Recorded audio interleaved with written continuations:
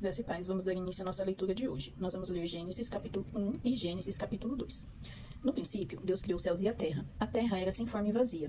Havia trevas sobre a face do abismo, e o Espírito de Deus se movia sobre as águas. Então Deus disse, haja luz, e houve luz. E Deus viu que a luz era boa, e fez separação entre a luz e as trevas.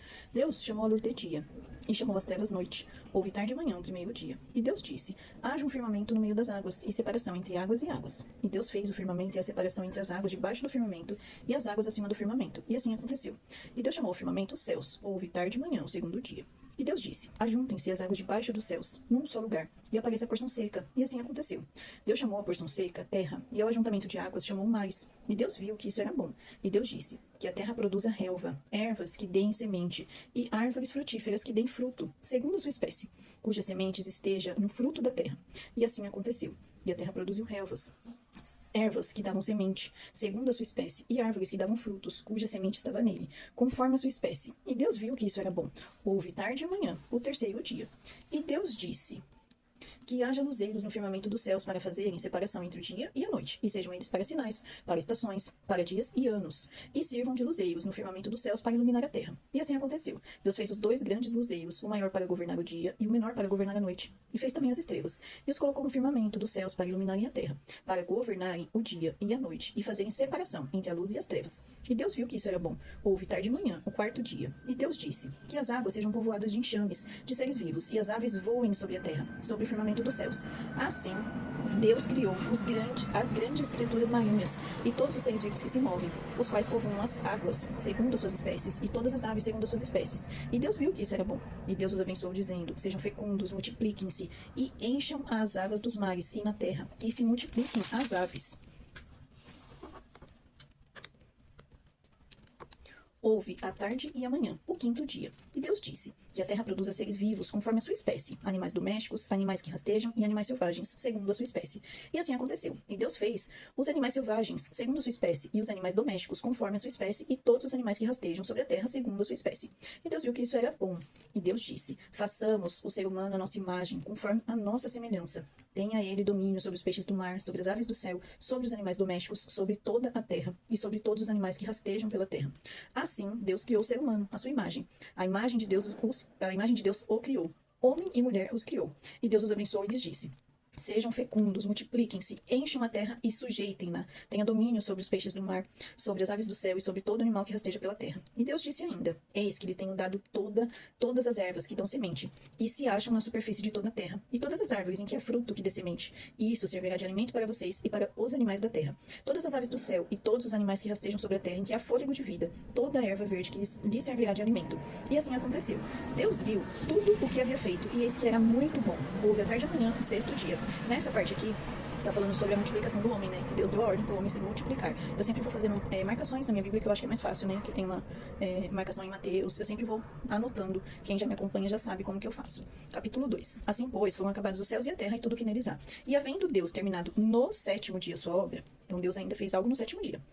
A sua obra que tinha feito, descansou nesse dia de toda a obra que tinha feito. Deus abençoou o sétimo dia e o santificou, porque nele descansou de toda a obra que, como Criador, tinha feito.